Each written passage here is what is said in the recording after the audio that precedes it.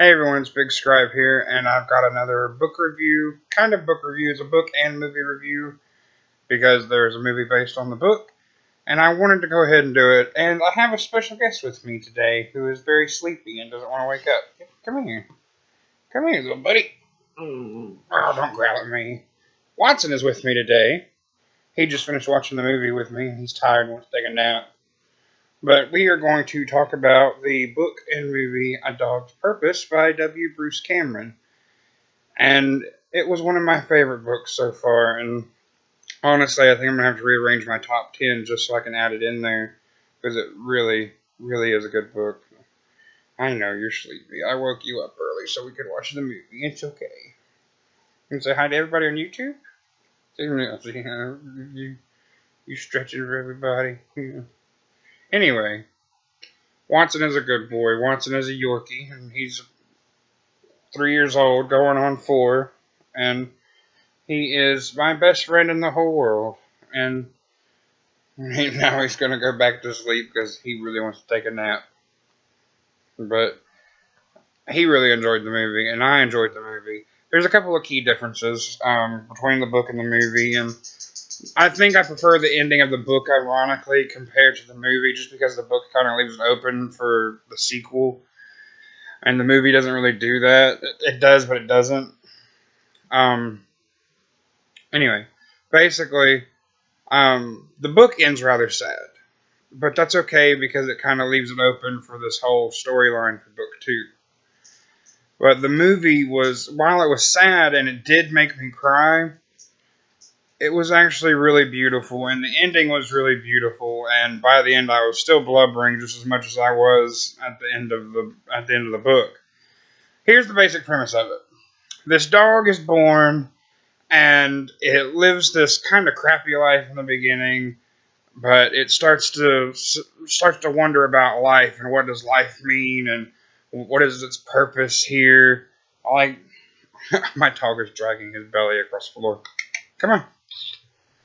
But anyway, he starts wondering what his purpose in life is and what the meaning of life is, and he starts trying to explore that question more and more, and he ends up dying and coming back as a puppy again, and it just keeps happening over and over. He keeps getting reincarnated into a puppy, and he lives these full lives as dogs, and he has various owners who teach him various things, and he learns how to save people and all kinds of stuff. And I mean, it's really about finding your purpose in life, and it explores human relationships and human emotions. And it's interesting to read the book because the entire book is written from the perspective of the dog, and it's something you don't normally see.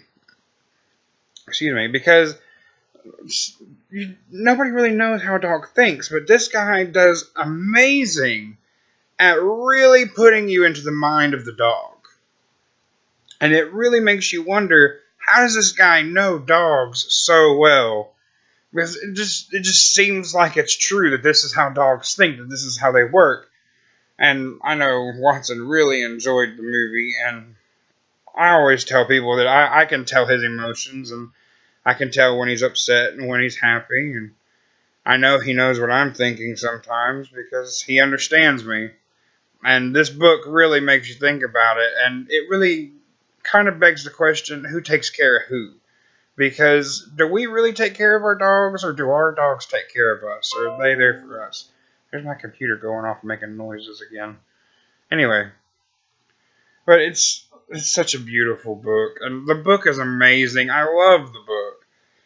And I finished reading it probably like 3 weeks ago, maybe more.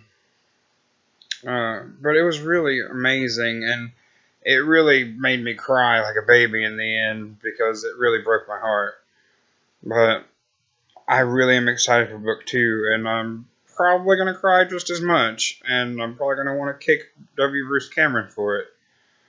But basically, it's a beautiful story, and it really makes you want to hold your dog and cherish your dog, and it really makes you think, like, when we lose our dogs, do we really lose them, or is there something more to their lives as well? I'm not saying there is, but it's a nice sentiment, you know, that they're not always completely gone, that some part of them still stays with us. And I know Watson's irreplaceable, and I could never, ever have a dog like him,